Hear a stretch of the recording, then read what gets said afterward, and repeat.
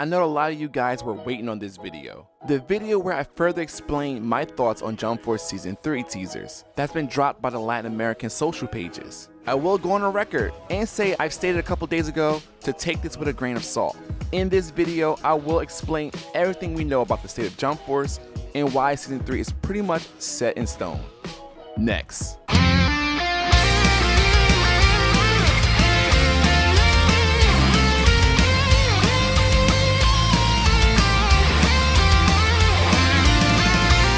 Ayo guys, your favorite Kage, Enigma Kage, bringing you yet another video. If you're new to the channel, welcome. Hope you stick around. Watch a few of my videos and hey, maybe you'll subscribe today. So check it. Jump Force Season 2, Giorno Giovanna is scheduled for Spring 2021 release date. It was leaked a while back that his date will be in fact April 1st, 2021.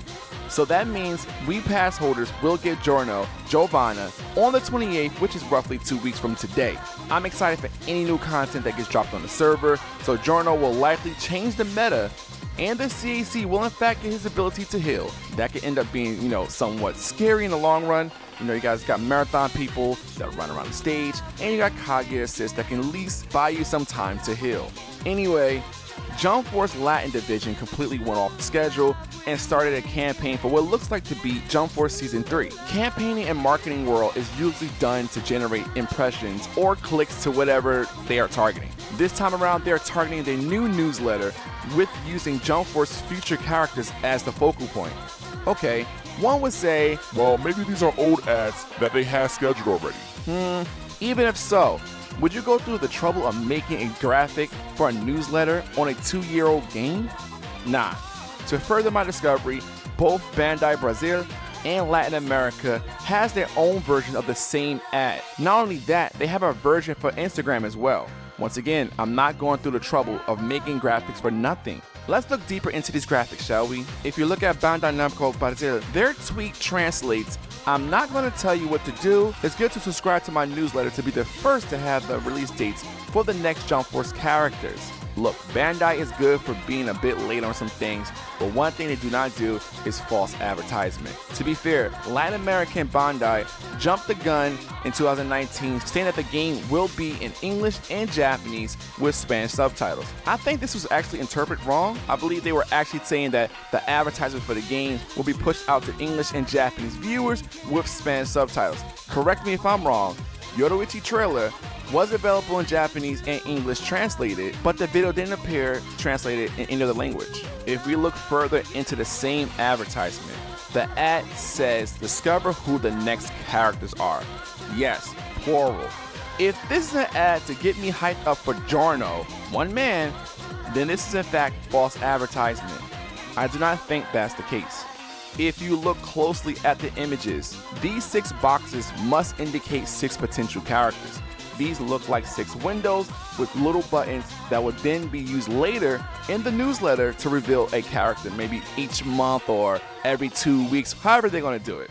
It's not so far-fetched if you really think about it. Jump Force has 54 licensed characters from 16 series. If Season 3 is 6 characters, that will put the roster to 60 licensed characters.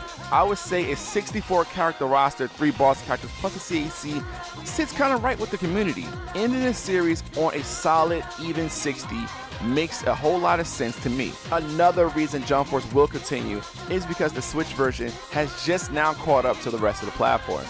Why would you make a premium shop a new microtransaction currency just to kill the game off in the month of April?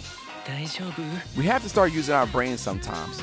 The evidence is right in front of us. If Bandai can get Spike Chunsoft to develop the game in 4K 60 FPS for the PS5 and Xbox Series X, it's a wrap.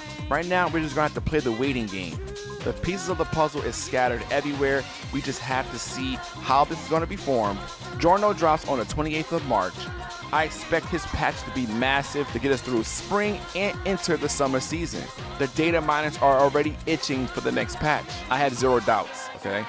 There will be a Season 3 that will end in 2022. The next Jump Force crossover game is likely scheduled for 2024, which is the 55th anniversary of Weekly Shonen Jump. So if you guys want this game to die now, then you guys can just not play now and wait 2 more years for the successor title, which will at this point feel like forever. Jump Force Plus Ultra from the next gen. I hope that's not what it's called, but whatever. Anyway, if you had 6 characters to pick, but you have to include one girl and one villain, who makes the cut and why? And as always, I'm Enigma, signing off. Peace, guys.